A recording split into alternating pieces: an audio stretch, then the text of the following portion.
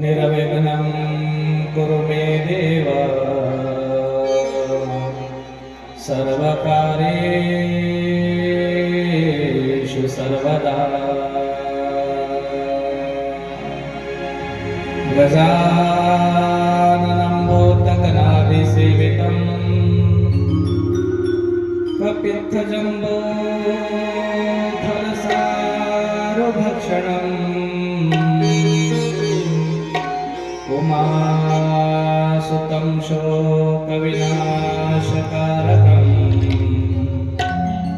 नमामि विघ्नेश्वरपादपङ्कजम्। अस्य गिरिसमस्याकज्जलं सिन्धुपात्रे सुरतरुवरशाखा लेखनिः पत्रमुरवे लिखति ग्रहीत कृत्वा शारदा सर्वकालं तदपि तव गुणानामीश पारं न याति। सच्चिदानन्दरूपाय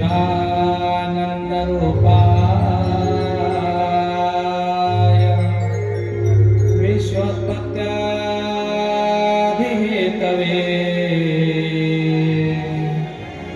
तापत्रय विनाशाय गोविन्दाय वयं नमः। कृष्णाय वासुदेवाय हरये परमात्मने प्रणतः क्लेशनाशाय गोविन्दाय नमो नमः। वसुदेवसुतं देवं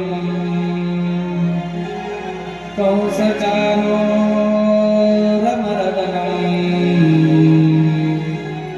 देवकी परमानन्दम् कृष्ण वन्दे जगद्गुरो। गुरुर्ब्रह्मा गुरुर्विष्णु गुरुर्देवो महेश्वरा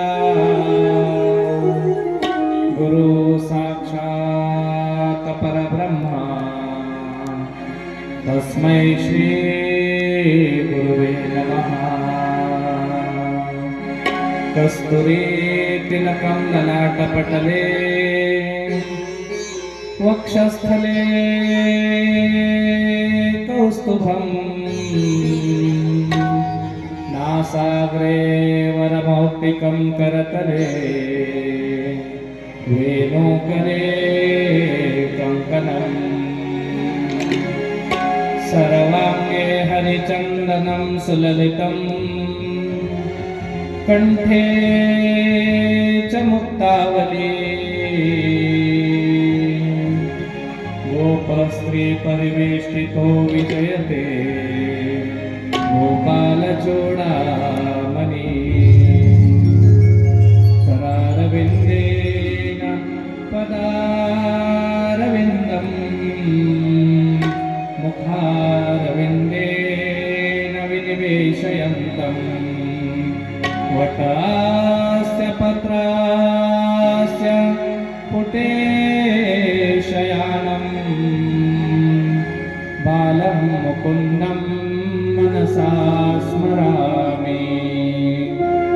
सुखावसाने त्विदमेव सारम् दुःखावसाने त्विदमेव गेयम्। देहावसाने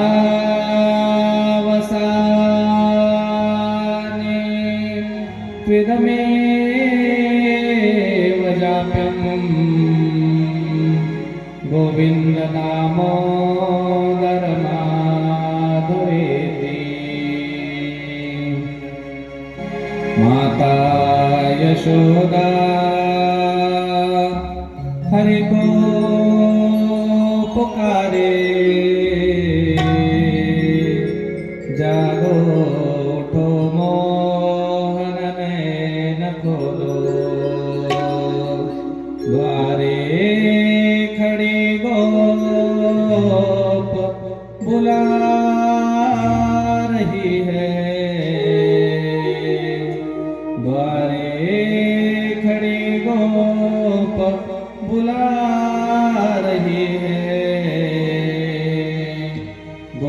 गोविंद दामोदर माधवेति गोविंद दामोदर माधवेति गोविंद दामोदर माधवेति।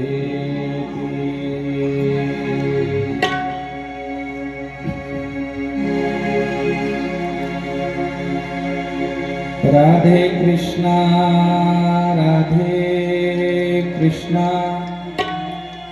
कृष्णा कृष्णा राधे राधे राधे श्याम श्याम श्याम राधे राधे कृष्णा कृष्णा कृष्णा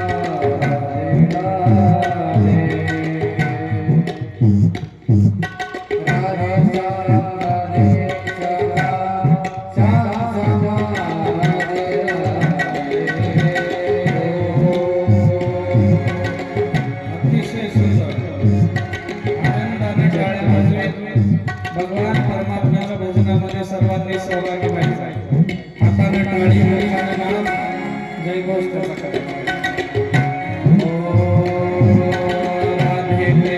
राधे कृष्णा कृष्णा कृष्णा राधे राधे राधे श्याम श्याम श्याम राधे राधे राधे कृष्णा कृष्ण कृष्ण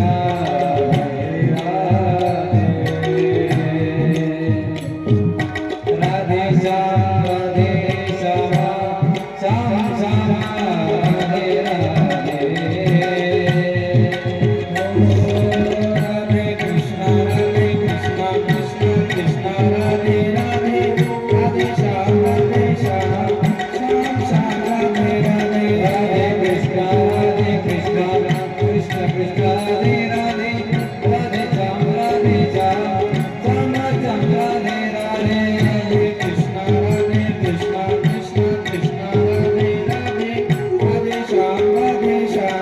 श्याम श्याम राधे राधे कृष्णा कृष्ण कृष्ण राधे राधे राधे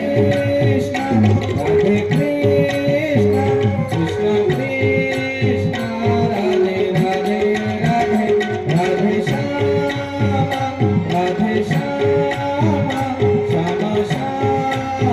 राधे राधे राधे कृष्णा कृष्ण कृष्ण राधे राधे राधे श्याम श्याम श्याम राधे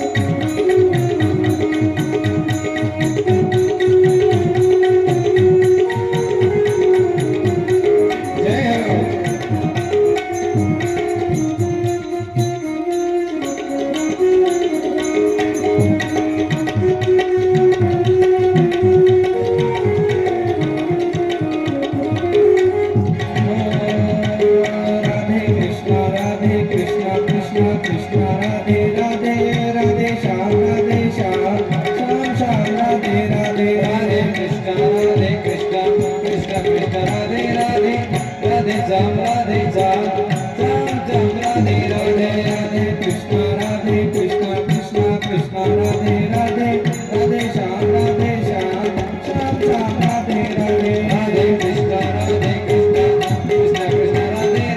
श्याम राधे राधे। Radhe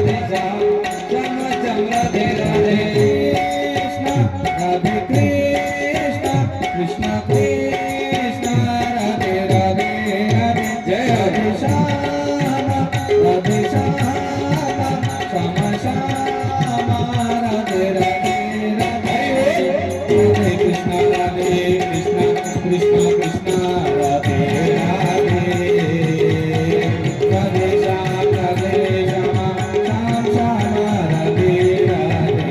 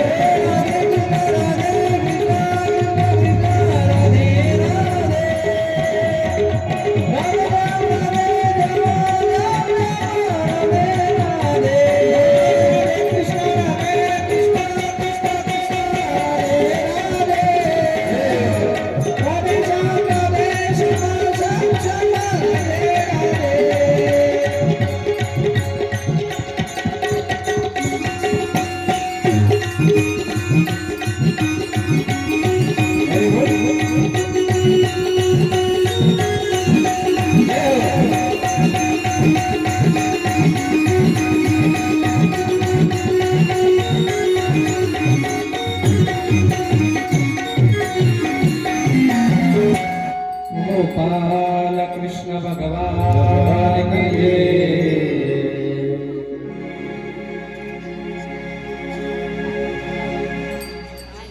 प्रस्तुत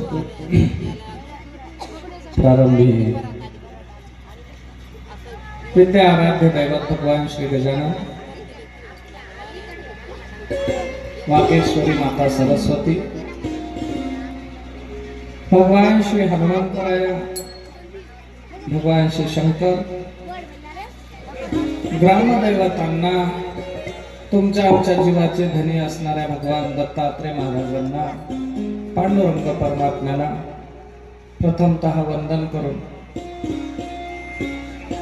श्री सद्गुरु महाराजांच्या चरणावरती वंदन करून आज आपल्या येथे साधू संतांच्या उदंड कृपा आशीर्वादाने आणि समस्त गावकरी मंडळींच्या अथक परिश्रमामधून, खरं तर महाराज, पोमनाळा नावाचं गाव जरी मोठं असलं तरी या गावाचं भौगोलिक परिस्थिती आणि प्राकृतिक परिस्थिती जर पाहिली तर तितकं काही असं काही सधन म्हणायची सगळी बागायतीची शेती राहावं, लोकांकडे पाहिजे तितका पैसा राहावा, अशातली काही परिस्थिती पाहताना दिसत नाही. म्हणजे दुरून पाहिल्याच्या नंतर वाटतं आंध्राला लागून असलेला हा परिसर आहे. त्याच्यानंतर पाहिजे तितकी मोबलक अशा पद्धतीची भिजवण नाही, बागायतीचा एरिया नाही. पण या गावात आल्याच्या नंतर कळतं लोकांपाशी भरपूर पैसा आहे.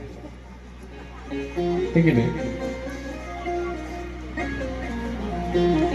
सर्वांच्या अथक मेहनतीमधनं या वर्षीचं हे द्वितीय वर्ष, आणि मागच्या वर्षी मी सहज एक मनातला मानस बोलून दाखवला की सप्ताह तर एवढा मोठा आपण केला, मग या सप्ताहामध्ये आपल्याला श्रीमद भागवताची कथा करायची. आणि मग ते काय असतं, कुणी करायची, कशी करायची, याच्यावरती जेव्हा चर्चा झाली तेव्हा मीच सांगितलं की कथेला जी भजनी मंडळी आपण कीर्तनाला हरिपाठाला घेतो त्याच भजनी मंडळींना सोबत घेऊन आपण कथेचाही कार्यक्रम साजरा करूया. कमिटीच्या सर्व गावकरी मंडळींच्या आनंददायी सहभागामुळे ते कार्य सिद्ध झालं आणि आज या पोमनाळा नगरीमध्ये आपण श्रीमद भागवताची कथा त्या ठिकाणी श्रवण करण्यासाठी बसलो. खरं तर देताना माणसं शब्द देतात, सगळेच देतात. तुम्ही देता, आम्ही देतो, महाराज मंडळी देतात, सगळेच देतात. कारण ज्या वेळेला शब्द देतात त्यावेळेला मनुष्यावर कुठलीही बंधनं राहत नाही. पण ज्या वेळेला ते शब्द पूर्ण करायचे असतात त्यावेळेला माणसावर बंधन येतात. ते म्हणतात ना, गुरु करता मजा वाटण, सेवा करता टीर खाटण. का? कारण बाई मी गुरु केला का, गुरु केला आणि ₹100 दिला आणि गुरु केला, झालं का? पण ज्या वेळेला त्या गुरुनं सांगितलेले शब्द आहेत ते जेव्हा पाळावे लागतात तेव्हा कळतं, जावे ज्याच्या वंशी तेव्हा कळतं. त्या कुळाला गेल्याशिवाय, त्या वेळेला गेल्याशिवाय, त्या परिस्थितीला गेल्याशिवाय माणसाला अनुभव कळत नाही. आणि म्हणून मागच्या वर्षी मी देताना शब्द दिला, पवनाळा नगरामध्ये आपली कथा झाली पाहिजे, पुढच्या वर्षी आपण करू. पण हा परिसर म्हणजे सध्याचा वेळ, सध्याचा काळ म्हणजे महाराज लोकांच्या सुगीचा काळ आहे की नाही? महाराज लोकांच्या सुगीचा काळ आहे. आणि आत्ताच्या वेळेमध्ये एका कथाकाराला आणि एका कीर्तनकाराला 1 घंटा म्हणजे जवळपास असा तोळा सोन्याचा असल्यासारखा. कारण सगळ्यांची चांदी झाली. गावोगाव सप्ते, गावगाव कथा, गावगाव कीर्तन, गावगाव भजने पाहिजेत, गावगाव कमी पडायला लागले महाराज लोक. त्याच्यामुळं इतकी मागणी झाली की पुरवठा कमी पडायला. आणि मग या वातावरणामध्ये मागच्या दिवाळीपासून आतापर्यंत आम्ही घर सोडून बाहेरच फिरण्यावर. रोज कुठंतरी कीर्तन, कुठंतरी कथा, कुठंतरी महापूजा, कुठंतरी कार्यक्रम.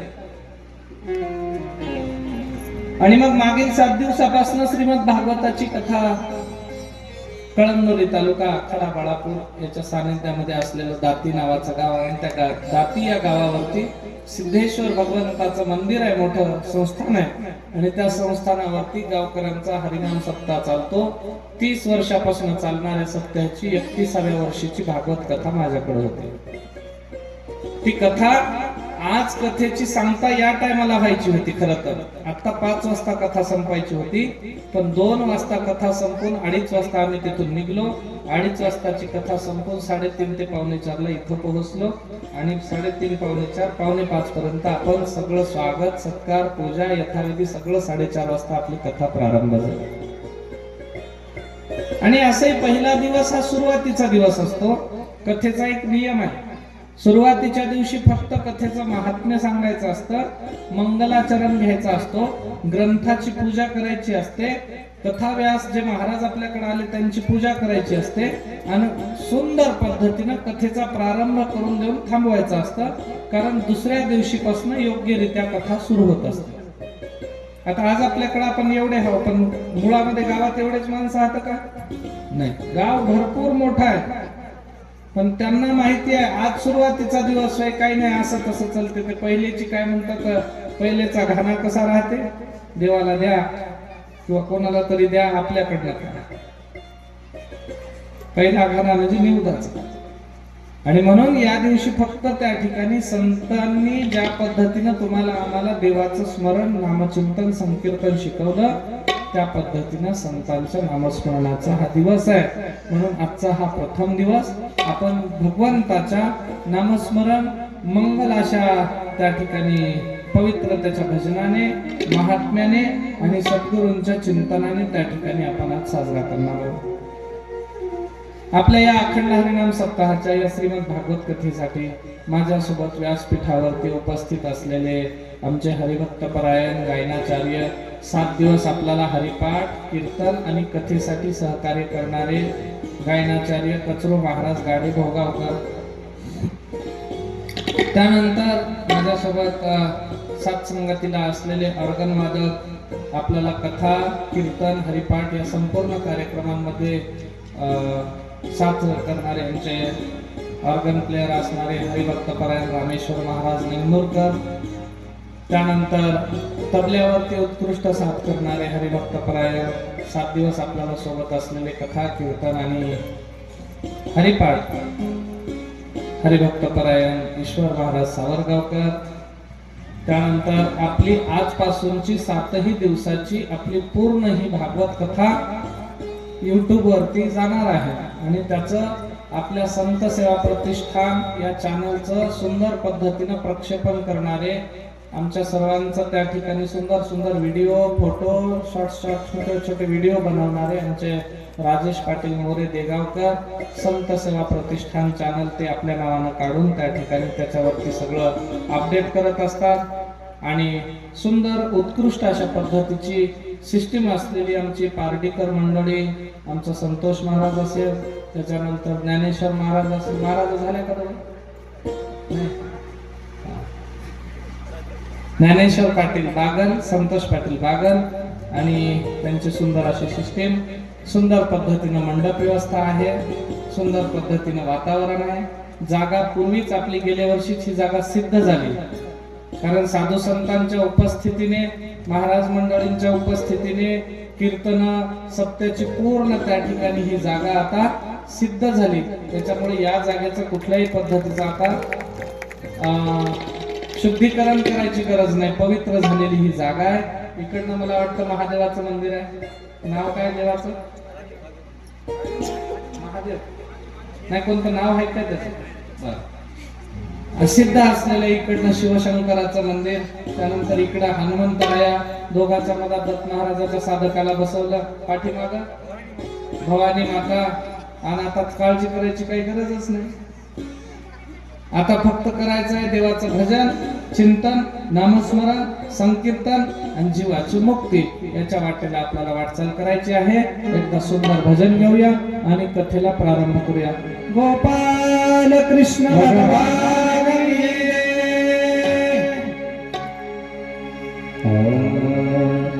श्री कृष्ण गोविंद हरे मुरारी, हे नाथ नारायण वासुदेवा। श्री कृष्ण गोविंद हरे मुरारी, हे नाथ नारायण वासुदेवा। श्री कृष्ण गोविंद हरे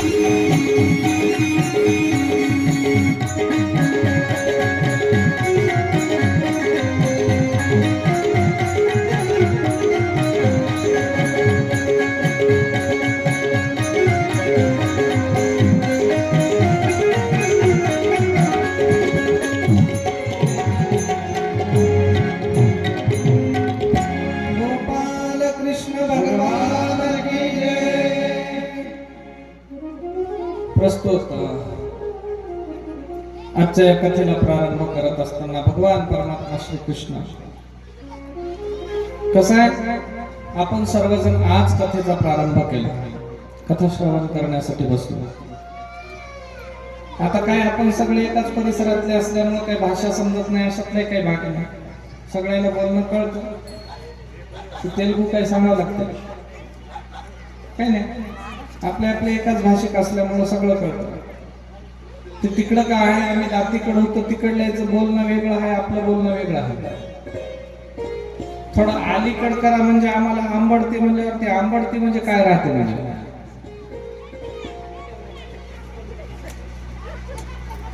म्हणलं गौसते. हा गौसते मग बरोबर आहे,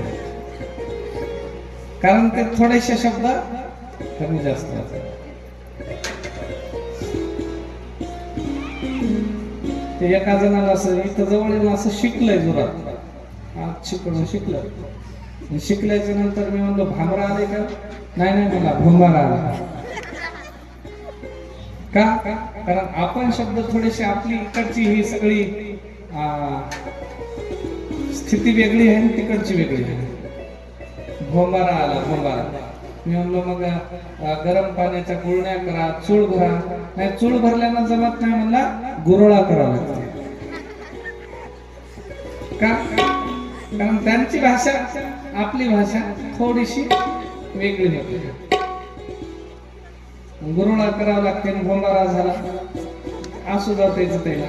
बऱ्याच वेळा मी कथेमध्ये सांगितलं अशा काही गोष्टी त्याच्या लक्षातच आल्या नाही. परिस्थिती मराठी कळते पण त्याचे शब्द वेगळे आणि आपले शब्द वेगळे. इथं कळते ना, श्रवण म्हणजे काय? ऐकणे. श्रवण म्हणजे ऐकणे, स्मरण म्हणजे ध्यान करणे, संकीर्तन म्हणजे कीर्तन म्हणजे देवाचं गुणगान गाणे, भजन करणे. याच्या व्यतिरिक्त दुसरं काही नाही. फक्त काही शब्द शास्त्रशुद्ध येतात, काही शब्द ग्रामराम भाषेतले येतात, काही अपभ्रंश झालेले शब्द येतात. पण सगळ्यांमध्ये कथेचा भाव समजून घेता आला की सगळं लक्षात येतं. भाव समजून घेण्याचा प्रयत्न करा. ही श्रीमद भागवताची कथा आहे. हिला सगळ्या शास्त्रांचं 6 शास्त्र, 18 पुराण, 4 वेद, श्रुती, स्मृती आणि उपनिषद, ही हिंदू धर्माची जी ग्रंथ श्रेणी आहे, ग्रंथ परंपरा, या सगळ्या ग्रंथांचं सार म्हणून याला नाव लौकिक प्राप्त. म्हणजे सगळ्या ग्रंथांचं थोडं थोडं येतं. त्याच्यानंतर या ग्रंथाचा आराध्य देव त्या ठिकाणी कृष्ण परमात्मा. सगळ्या देवांना हे समर्पित आहे. असं नाही की हे एकाच देवाचं आहे, कृष्णाचं नाही. देवाचे सगळे अवतार, श्रीहरी नारायणाचे सगळे अवतार, त्याच्यानंतर गुरुचं महात्म्य, संतांचं महात्म्य, भगवान दत्तात्रय महाराजांचं महात्म्य, सगळ्या अवतारांचं महात्म्य, देवीचं महात्म्य, सगळं याच्यामध्ये आहे.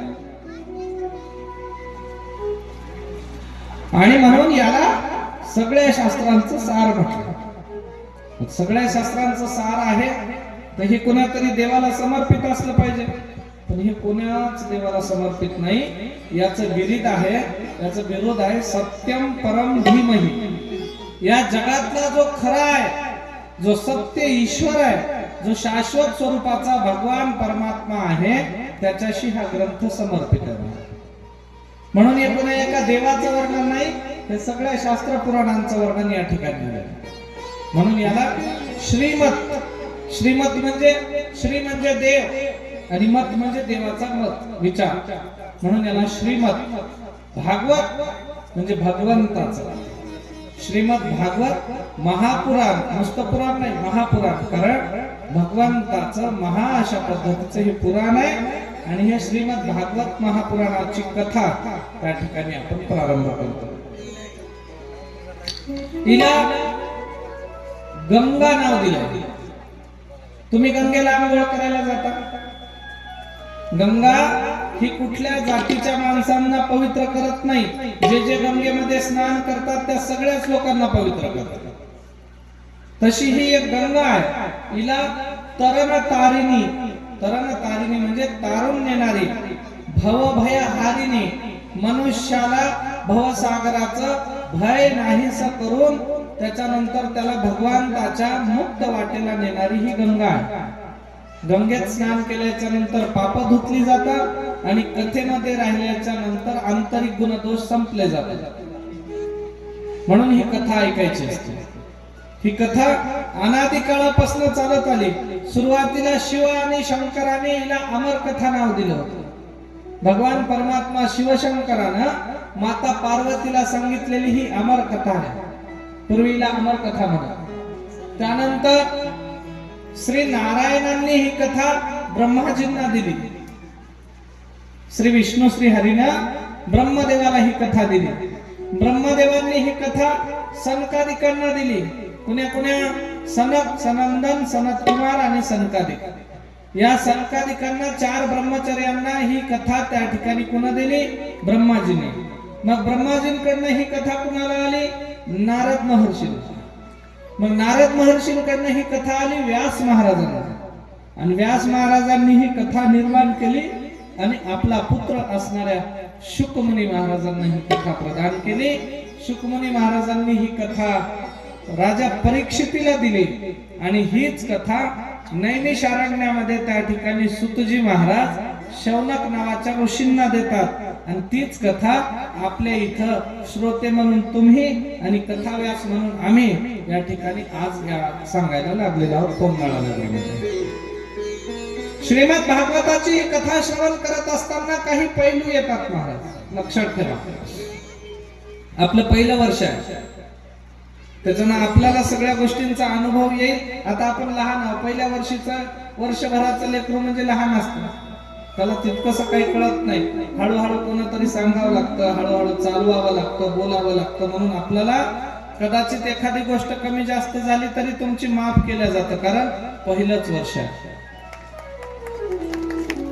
पण 30 वर्षापासून 20 वर्षापासून काही गावला सत्य चालू होतं. 15 वर्षापासून चालू होतं. 50 वर्षाचे मी तिकडं लातूर जिल्ह्यामध्ये उदगीर तालुक्यामध्ये त्या ठिकाणी गेलो होतो. कर्नाटकच्या बांद्रीला आत्नूर काहीतरी गाव आहे. 42-43 वर्षाची परंपरा त्या गावच्या सत्तेची. 42 वर्ष सत्ता केला. 42 वर्षाचं काही लेकरू असते का? चांगलं वयस्कर माणूस होतो. इकडं वाशिम जिल्ह्यामध्ये पांगरखेड्याला गेलो होतो, मोठं महाबळेश्वर संस्थान. त्या ठिकाणावरती गेलो. 75 वर्षापासून सत्ता सुरू. किती? 75 वर्ष. मग त्या तुलनेमध्ये आपण लई लहान आहोत, पण लहान असताना सुद्धा आपला परमार्थ फार गोड आहे. का? कारण ज्या वेळेला आम्ही ज्या गावामध्ये पोहोचतो, तसं तर मी गेल्या वर्षीच गावात आल्याच्या नंतर गावाची परीक्षा घेतली, अनुभवही घेतला, सगळ्या मंडळींचा अनुभव घेतला. हे ठीक झालं. पण या वर्षी कथेचा अनुष्ठान आहे, सप्ताहाचा अनुष्ठान आहे. गेल्या वर्षी आपण 1 दिवसासाठी आलो होतो, दुसऱ्या दिवशी काला करून परत गेलो. पण या वर्षी आपल्याला 7 दिवस त्या गावात जायचं आहे. मला वाटलं काही नाही, सुरुवातीला लोक म्हणजे असं ऍज इट इज तितक्या पुरतं आपल्याला बोलतील, कथा सुरू होईल, पूजापाठ होईल आणि कसं कामाला लागत, शेवटाला बघू. पण जे एखाद्या गावामध्ये आम्ही कथेला जातो, शेवटाला जो गावाचा कथा संपताना, कार्यक्रम संपताना उत्साह राहतो ना, तो उत्साह आपल्या मंडळींनी पहिल्याच दिवशी दाखवला. पहिल्या दिवशी आनंदाने स्वागत सत्कार. खूप जागी मिरवणुका निघतात, घोड्यावर निघतात, पालखीत निघतात. अंकुश महाराज म्हणला, बापू आम्हाला तुम्हाला घोड्यावर आणायचं होतं. बरं झालं घोड्यावर पहिल्या दिवशी आणल्या नाही. काय सांगायचं, एखादा घोडा जर उधाळला. आताची तर होते महाराजांनी घोडाच घेऊन गेला महाराजाला, असं होत. पण मी म्हणलो बा, येताना आले पायावर ठीक आहे, जाताना घोड्यावर वाटलं. ही कथा आहे. ही कथा 7 दिवसाची आहे, लक्षात ठेवा. पांडवांचं राज्य संपल्याच्या नंतर राजा परीक्षितीला राज्य देण्यात आलं. अभिमन्यूचा मुलगा, पांडवांचा पौत्र, नातू, आणि हा राजा परीक्षिती चक्रवर्ती सम्राट झालाय. त्याच्यावरती आधारित ही कथा आहे. आणि मग राजा परीक्षितीला एके दिवशी राजा परीक्षिती जंगलामध्ये शिकारीसाठी गेला. लक्षात ठेवा, बारकाईने कथा जशी जशी तुम्ही ऐकसाल तशी गोडी तुम्हाला वाढत जाईल. राजा परीक्षिती जंगलात एका दिवशी शिकारीला गेला आणि शिकारीला गेला असताना दुपारच्या वेळेला त्याला थोडीशी तहान लागली. उन्हाळ्याचे दिवस तहान लागली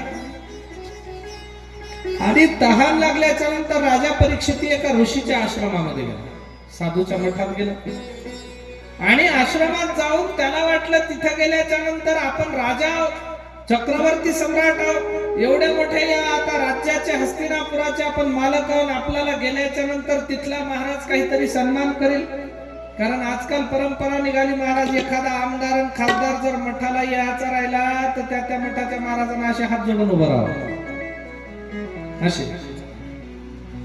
तर ते आमदार खासदार त्या महाराजाला काहीतरी देणार आणि मग महाराजाचं कल्याण होणार, अशी परंपरा निघाली. पण हे मुळात चुकीचं आहे. महाराज कितीही जरी लहान राहिले आणि नेते कितीही जरी मोठे राहिले तरी नेते महाराजांची बरोबरी करू शकत नाही. नेत्यांनी महाराजांपुढे हात जोडावा लागतो. ही धर्माची शिकवण आहे. जगातला कितीही मोठा जरी राहिला, प्रधानमंत्री जरी राहिला तरी तो एखाद्या साधूच्या पुढे लहानच ठरतो, कारण धर्मापेक्षा तो देखील मोठा नाही. आणि म्हणून या राजाला वाटलं मी या राज्याचा राजा आहे, मालक आहे, सम्राट आहे. आणि ज्याच्या आश्रमामध्ये गेले ते शमीक ऋषी होते. शमीक ऋषी तपश्चर्येला साधनेला बसले होते. डोळे लावून आपली आपली साधना करतात, समाधी अवस्थेमध्ये आहेत. राजाला वाटलं मी गेल्यानं उठतात काय की, शमीक ऋषी उठले नाही, कारण त्यांना माहितही नाही आपल्या इथं कोण आलं आणि कोण गेलं. ते तुम्ही आम्ही आहोत. नामस्मरण करायचं म्हणून माळी घेऊन बसतो आणि कोणीतरी दरवाजातून यायलंय काय चाललंय काय म्हणून आपण बघत बघत माळाची मणी ओढतो. ऋषी मुनी तपस्वी तशी साधना करत नाही. कोण आलं कोण गेलं याची भीडभाड त्यांना नसते. म्हणून शमीक ऋषी डोळे लावून बसलेले होते. राजा परीक्षित गेला खरा, पण त्याला वाटलं काय मगरूर साधू आहे म्हणला, काय उर्मट साधू आहे म्हणे. मी एवढ्या मोठ्या राज्याचा राजा असताना त्या साधून उठून मला मान सन्मान द्या पाहिजेत होता, माझा सत्कार करायला पाहिजेत होता, केला नाही म्हणला. परिणामी परीक्षितीला राग आला आणि परीक्षिती रागाच्या भरात काय केला महाराज, जवळच कुपावरती एक मेलेला सर्प होता. ते मेलेला साप त्या परीक्षितीने आपल्या बाणानं घेतला, टोकदार बाणानं साप आणला, महाराजाच्या गळ्यामध्ये टाकला आणि निघून गेला. साधूचा अपमान झाला.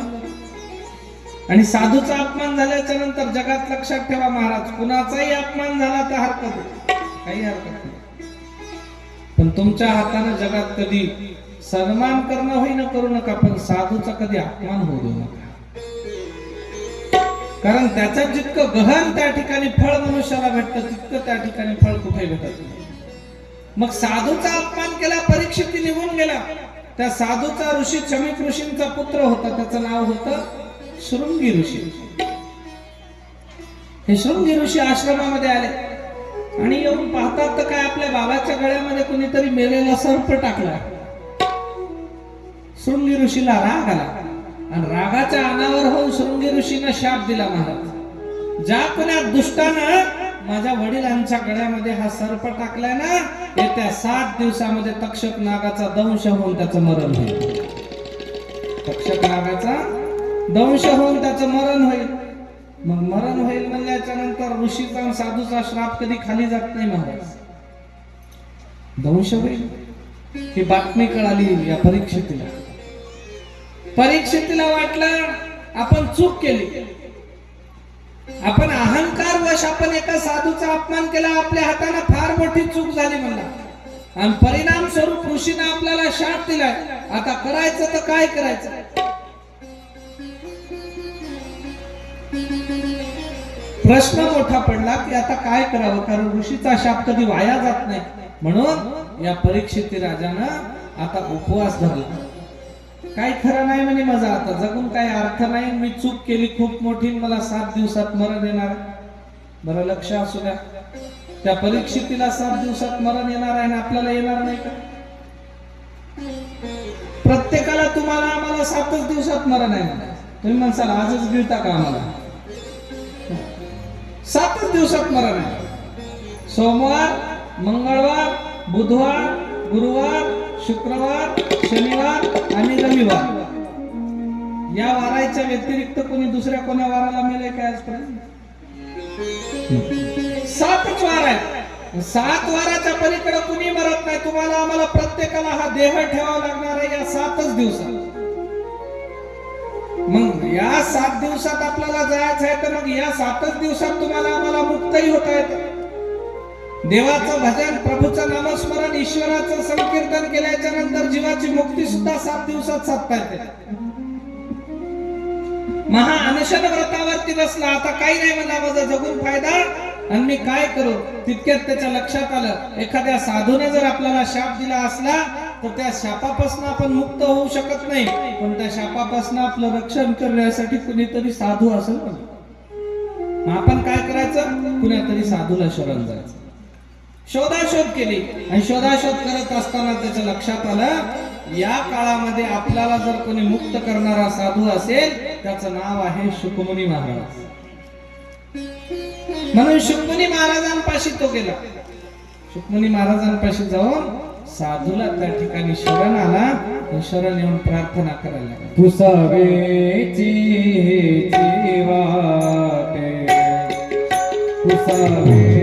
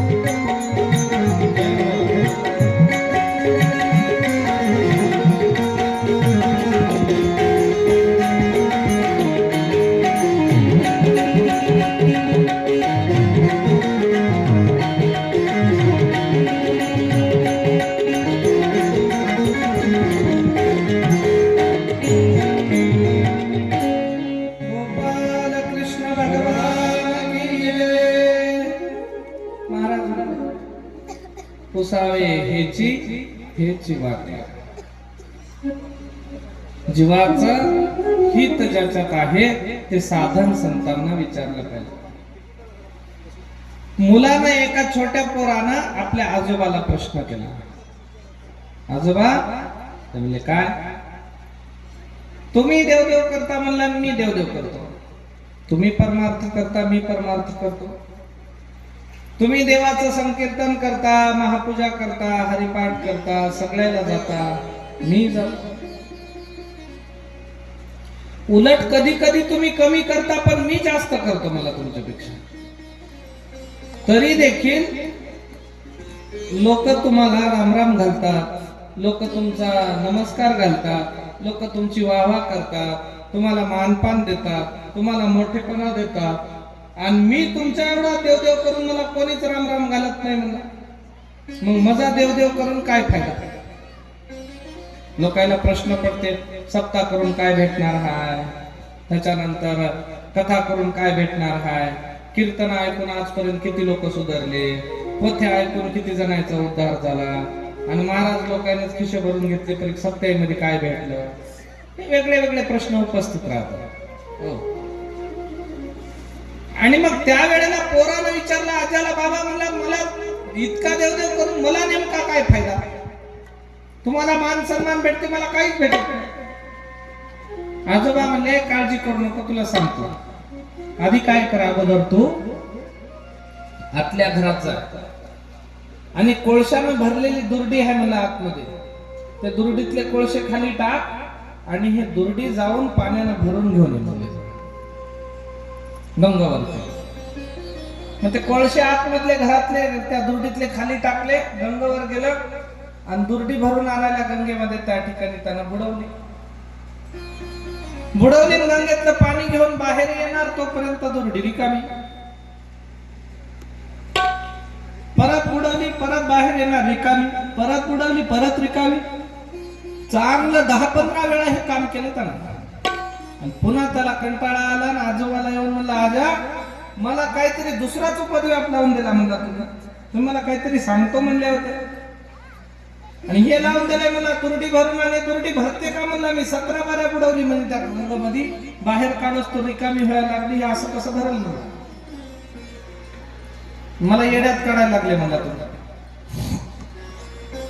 आजानं सांगितलं, बाळा अरे मला दुर्डी भरायची नव्हती आणि मला पाणी पाहिजे नव्हतं, फक्त मला एक गोष्ट सांग म्हणले, तू जेव्हा ही दुर्डी घेऊन गेला तिच्यामध्ये काय होतं? कोळशे. मग कोळशे खाली टाकल्याच्या नंतर ही दुर्डी कशी होती? काळी. मग तू जेव्हा 10-15 वेळा पाण्यामध्ये बुडवू बाहेर काढली, आता एकदा त्या दुर्डीकडे पहा म्हणलं कशी. त्याला पाहिली तर जी नेताना काळीझर अशा पद्धतीची दुर्डी होती ती आता पाहायला गेलं तर पांढरी शुभ्र दिसायला लागली. आजोबा म्हणले, जसं त्या दुर्डीची काळोख होती, गंगेमध्ये नाहून निघाल्याच्या नंतर तिची त्या ठिकाणी काळोख सगळी गेली आणि पांढरी शुभ्र झाली. बाळा त्या दुर्डीला काही जरी फायदा नाही झाला तरी तिचा शुभ्रता तिला प्राप्त झाली. तुला समाजामध्ये नाही मान मर्तबा भेटला, नाही कोणी मोठेपणा दिला, नाही राम राम ठोकला तरी हरकत नाही, तू आता या गंगेमध्ये बुडू निघायला लागला. म्हणजे ज्या वेळेला तूही त्या ठिकाणी एक चांगले बरेच दिवस याच्यामध्ये बुडून निघशील, तुझा अधिकार सिद्ध होईल. जशी दुर्डीची काळोख गेली तसं तुझ्या अंतरातल्या पाप तापाच्या सगळ्या गोष्टी निघून जातील, तू निरागस होशील, तू देवाला प्रिय होशील आणि अधिकार सिद्ध झाल्याच्या नंतर हे लोक तुला राम राम घालतील, तोपर्यंत घालणार नाही, तोपर्यंत घालणार. मग तू वाट पहा म्हणले काही दिवस. आपण आता सप्ताह सुरू केलाय, नेमके 1-2 वर्ष आपल्याला झाले, पण पोंगनाळा नावाचं गाव आणि अमुक गावचा सप्ताह हो रामनवमीच्या अगोदर आणि पाडव्याच्या नंतर सुरू होते म्हणा. या 25 खेड्यामध्ये लोकांच्या डोक्यात बसल महाराज एक 10 वर्ष होते. तुम्ही 10 वर्ष. आज ज्या गावला जुने सप्ते होते ना, आम्ही आता तुम्ही माझ्याकडे तारीख घ्यायला जेव्हा आले तेव्हा मी तुम्हाला आपोआपच सांगितलं, तुम्ही पाडवा झाल्याच्या नंतर म्हणजे मी म्हणलं इथं सप्ताह आहे, माझं दरवर्षीच ठरलेला तिथला कार्यक्रम आहे, ते कार्यक्रमाचं तुमचं सांगड लागत असेल तर मी करतो बरोबर.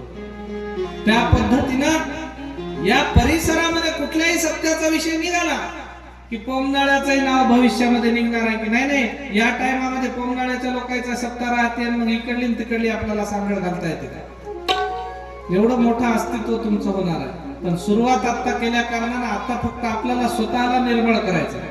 या कथेमध्ये अंघोळ घालून स्वतःला शुद्ध करायचं आहे, स्वतःला पवित्र करायचं आहे, स्वतःला मोठं करायचं आहे. सप्ताह झाल्याच्या नंतर तुमच्या लक्षात येईल, बाहेरचे जेव्हा म्हणतील तुमच्या गावचा सप्ताहही चांगला झाला म्हणून, त्यावेळेला खिशातला रुपया खर्चलेला सार्थकी लागल्यासारखं तुम्हाला वाटेल त्यावेळेला. म्हणून आता आपण पवित्रतेची वाट धरू. आता परीक्षितीने त्या ऋषीचा अपमान केला, हे का केला थोडक्यात सांगतो. धर्मरूपी बैल आणि वत्सरूपी गाय रूपी पृथ्वी गाय हो आणि धर्म बैल हो त्या ठिकाणी चराचरामध्ये त्या ठिकाणी फिरत होते. फिरत असताना हा बैल 3 पायावरती आहे. हे 3 पाय याचे मोडले एका पायावरती आहे. धर्माचे 4 पाय, सत्य, दया, तप आणि दान. सत्य, दया, तप आणि दान. धर्माचे 4 पाय. 4 पायाचा बैल, पण याचे 3 पाय मोडले महाराज. सत्य मोडलं, तप मोडलं, दया मोडलं, फक्त एकच राहिलं दान. आणि आज समाजामध्ये दान नावाची वस्तू आहे. तुम्ही आम्ही काही रुपया 2 रुपये देवा धर्माला दान करतो, साधू महात्म्याला दान करतो, म्हणून आमचा धर्म आणखी टिकून आहे. ज्या दिवशी या समाजामधलं दानही नावाचा पाय मोडून जाईल त्यावेळेला धर्म चालू शकत नाही, धर्म बुडून जाईल. म्हणून सत्य, तप, दया आणि दान या 4 पायांवरचे 3 पाय मोडले, एका पायावरती बैल फरफटत चालायला लागलेला होता. आणि गाय त्या ठिकाणी दुःख करायला लागली होती. हे दुःखानं गाय जात असताना या राजा परीक्षितीनं पाहिलं की देव या लोकातून निघून गेलेत. धर्म 3 पाय मोडले, एका पायावरती लगडत चालायला लागला आणि गाय त्या ठिकाणी दुःखी आहे. त्यावेळेला या धर्माला या बैलावरती एक कुणीतरी शासन करत होता, त्याला मारीत आणि झोडीत त्या ठिकाणी नेऊ लागलेला होता आणि त्याचं नाव होतं कलियुग. सत्ययुग गेलं, त्रेतायुग गेलं, द्वापार युग गेलं आणि कलियुगाचा प्रारंभ झाला होता. कारण कृष्ण परमात्म्याचा अवतार संपला, पांडव निघून गेले, परीक्षितीच्या हातात राज्य आलं, कलियुगाचा प्रारंभ झाला आणि हा कली धर्मरूपी बैलाला मारित होता. मारित असताना परीक्षितीने पाहिलं आणि परीक्षितीने त्याला खबरदार, या धर्माला जर तू मारशील तर मी तुला शासन करेन. त्या कलीवरती परीक्षिती चालून गेला आणि चालून जाऊन त्याला त्या ठिकाणी आता शासन करणार. त्यावेळेला हा कली राजा परीक्षितीला शरण आला आणि या कलियुगाला सांगितलं तुला मी कुठंच ठेवणार नाही. त्यावेळेला कलियुग म्हणलं महाराज मी तुम्हाला शरण आलो आणि शरण आलेल्याला मारायचं नसतं, मरण द्यायचं नसतं, तुम्ही जिथं ठेवसाल तिथं मी राहतो म्हणला. फक्त मला तुम्ही कोणती तरी अशी जागा द्या जिथं मी सुखानं राहू शकतो. परीक्षिती म्हणला जागा देतो, पण ते जागा सोडून तू अलीकडे यायचं नाही कुठे. ते म्हणलं कुठंच येणार नाही, फक्त मला एखादी जागा द्या. त्यावेळेला परीक्षितीनं सांगितलं जा म्हणले तू सोन्यावरती जाऊन राहा, धनावरती. तू जिथं दारू वाटल्या जाते, पिल्या जाते तिथं जाऊन राहा, जिथं चुकीचे काम होतात तिथं जाऊन राहा. आणि मग ज्या ज्या ठिकाणी जागा दिलेली होती त्या ठिकाणावरती कली जाऊन बसला आणि ज्या ठिकाणावरती कली जाऊन बसला त्या ठिकाणावरती जर माणूस गेला तर माणूस चांगला राहत नाही. म्हणून या कलीनं काय केलं, सगळ्यात अगोदर आपल्याला जागा कोणती दिलेली आहे, सोन्याची.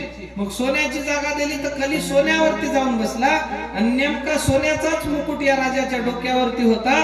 परिणामी त्या मुकुटावरती, सोन्यावरती म्हणजे राजाच्या डोक्यावरती कली बसला आणि कली बसल्या कारणाने याचं डोकं चाललं नाही आणि त्यामुळे त्यानं साधूचा अपमान केला.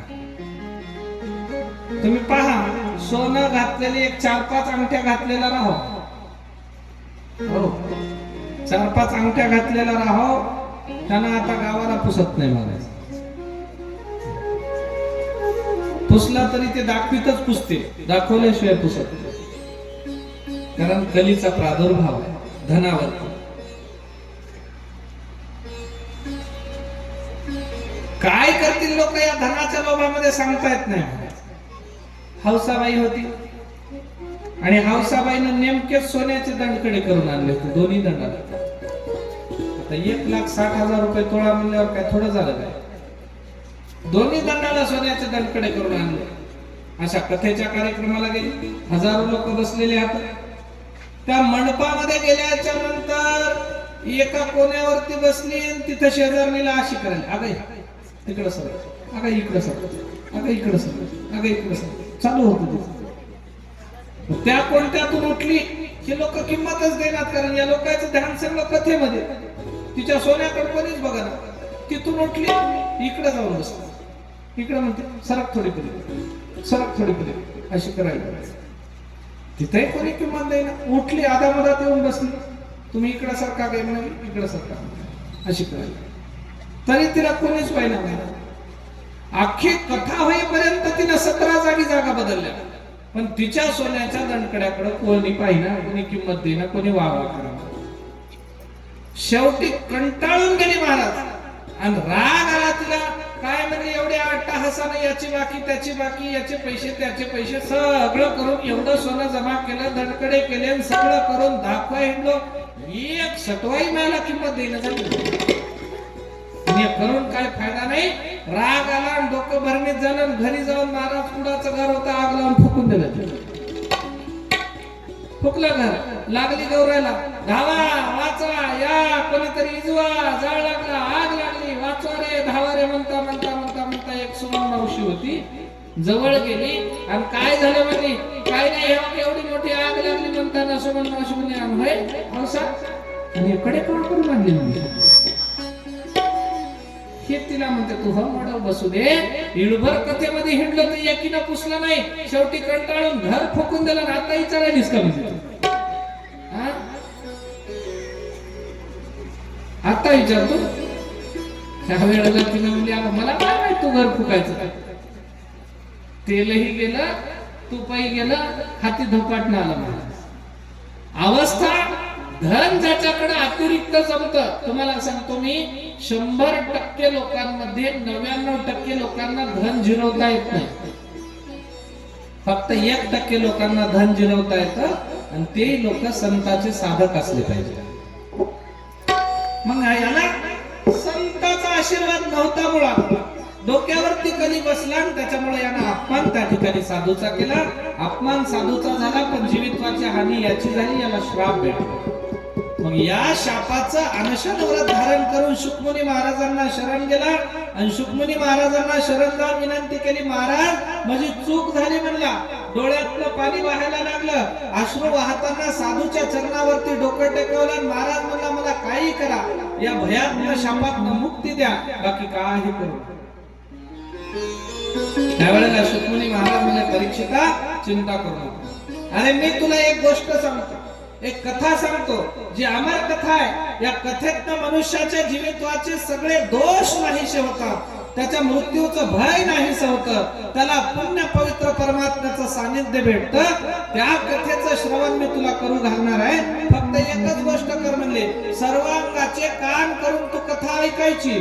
मी माझ्या सर्वांगाला त्या ठिकाणी एकत्रित करून तुला, पण सगळ्या जीवितवाला एकत्रित करून तुला कथा सांगणार आहे. तू सर्वांग एकत्रित करून त्या ठिकाणी कथा ऐक. या कथेतनं 7 दिवसात तुझ्या मृत्यूचं भय आणि तुझ्या जीवाची मुक्ती, या 2 गोष्टी तुला देण्याची जिम्मेदारी माझी. फक्त तू ध्यानानं कथा ऐकायची आणि त्या ठिकाणी कथेचा अंतर्भूत व्हायचा. काही हरकत नाही महाराज म्हणला. आणि सुंदर पद्धतीनं शुकमुनी महाराज सांगायला लागले. ती कथा त्या शुकमुनी महाराजांनी परीक्षितीला दिली.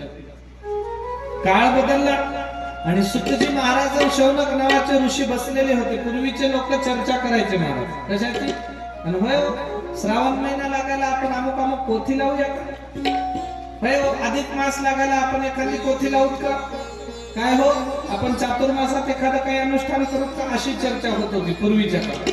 आता चर्चा काय होते, होय त्या अमुक अमुक पाटलाच्या घरच्या पोराची शरीर जुळण झाली, त्याच्या पोरीला काहीतरी कोणता तरी नोकरीवाला भेटला, मला काही फायदा. व्हायच्या गोष्टी होत राहतात, चलायच्या गोष्टी चलत राहतात, तरी पण मनुष्य व्यर्थ त्या ठिकाणी चर्चा करतात. व्यर्थ चर्चा न करता त्या ठिकाणी काय म्हणतात, सिद्धमुनींच्या मेळ्यामध्ये नैमिषारण्यामध्ये सुतजी महाराज बसले आणि सुतजी महाराजांना शौनकादिक ऋषी त्या ठिकाणी 88 सहस्त्र ऋषींनी त्या सुतजी महाराजांना प्रश्न विचारला. महाराज म्हणले हे संसारातले लोक होते, यायला घर गृहस्थी सांभाळताना लेकरं बाळ बायका पोरं सगळं सांभाळताना यायला देवदेव कसा करावं हे कळत नाही, यायला ईश्वराला प्रसन्न कसं करावं हे कळत नाही. हे भलते उपास करतात, भलते तापास करतात, सगळ्या गोष्टी करतात आणि यायला काय देव भेटत नाही, जीवाचं हित यांना कळत नाही. मग यांना जीवाचं हित कळावं असा एखादा त्या ठिकाणी काही मार्ग आहे का, अशी एखादी देवाची कथा आहे का. त्यावेळेला सुतजी महाराज म्हणे काळजी करू नका, तुम्हाला मी कथा सांगतो. 7 दिवस तुम्ही कथा ऐका, तुमच्या जीवाचं कल्याण होईल, समाजाचंही कल्याण होईल आणि या जगाला त्या ठिकाणी हरीच्या कथेचं त्या ठिकाणी आनंद भेटेल, म्हणून मी तुम्हाला कथा सांगायला लागलो. असं सुतजी महाराजांनी शौनक ऋषीला, शुकमुनी महाराजांनी परीक्षितीला आणि आज घडीला या व्यासपीठावरून आम्ही तुम्हाला सांगायला लागलो. ही गोड अशा पद्धतीची हरीची कथा आहे. सुंदर पद्धतीने 7 दिवस आपण श्रवण करूया, तिचं महात्म्य श्रवण करूया, सुंदर सुंदर चरित्र श्रवण करू आणि या जीवाला पवित्र करण्याचं काम करू आणि ईश्वराची प्राप्ती करून घेण्याचं आपल्याला त्या ठिकाणी साधन मिळवायचं. पुढील 7 दिवस ही कथा, आजचा पहिला दिवस, पुढील 7 दिवस ही कथा आपल्याला ऐकायची. दुपारी 3 ते 6, 2 ते 5, दुपारी 2 ते 5 चा वेळ आपला आहे. शेवटचे 1-2-3 दिवस थोडासा वेळ आपला मागे पुढे होईल, पण रोज दुपारी 2 ते 5 आपल्याला कथा ऐकायची असल्या कारणानं 2 ते 5 या वेळेमध्ये प्रत्येकीनं दुसऱ्या 2 जणीला धरून आणायचं. हो, ते खेड्यामध्ये स्कीम चालते. तुम्ही 15,000 रुपये भरा, भरल्याच्या नंतर तुम्ही 3 माणसं करा, तुम्ही 3 केल्यावर त्या तिघाला सांगा तुम्ही 3-3 करा, मग लवकरच असे माणसं वाढत जातील आणि तुम्हाला मग आम्ही दुबईला नेऊन गोव्याला नेऊ विमानानं फिरून आणू 15,000ही गेले आणि आपल्या हाताने दुसऱ्या तिघाचे 15,000 गेले. तिथं घाटा आहे. पण इथं दुसऱ्या दोघीला धरून आणा, नाही तर एकीला दुसऱ्या दोघी धरसालीला मी नेतो तू नेतो असं करसा. आमच्या सर्व माय मावल्यांना उद्या 2 ते 5 या वेळेमध्ये हजर करायचं. सगळे आमचे पुरुष मंडळी सर्वांना या 2 ते 5 वेळेमध्ये कथेसाठी हजर करायचं आणि सर्वांनी सुंदर आणि गोड कथा, कथेतली भजना, कथेतली चरित्र ऐकायची आहेत आणि भगवान दत्तात्रय महाराज, श्री शंकर भगवान, हनुमंतराया, पांडुरंग परमात्म्याच्या आशीर्वादाने आपल्याला 7 दिवस कथा ऐकायची आणि आनंद घ्यायचा, जीवाला तृप्ती द्यायची. सुंदर पद्धतीने वेळेवरती हरिपाठ होईल, वेळेवरती कीर्तन होतील, वेळेवरती त्या ठिकाणी छान छान चरित्र श्रवण करायला भेटतील. त्या प्रत्येक वस्तूचा गोष्टीचा आनंद घ्या आणि या दुसऱ्या वर्षीचा सप्ताह सोने पे सुहागा दुग्ध शर्करा योग त्या ठिकाणी लाभलाय. एका साधूच्या हाताने आपण कथा सुरू केलेली आहे. म्हणजे पोंगणाळ्यामध्ये पहिलं भागवत कोणाच्या हाताने झालं तर एका संन्यासी साधूच्या हाताने झालं. कथा हरीची आहे आणि परंपरा दत्ताची आहे. सगळ्यांचं मिश्रण एकत्रित करून अवघा रंग एक झाला, रंगी रंगला श्रीरंग. त्या श्रीरंगाच्या रंगामध्ये तुम्हाला आम्हाला रंगून जायचं आहे. त्याच्यामुळे सुंदर कथेचं श्रवण करा, जीवाचं कल्याण करून घ्या. एकदा छान पैकी देवाचं भजन घेऊ आणि त्यानंतर कथेची आजच्या विश्रांती साधक कथेची आरती घेऊया. गोपाल कृष्ण भगवान की नारायण नारायण ओम नमो श्री नारायण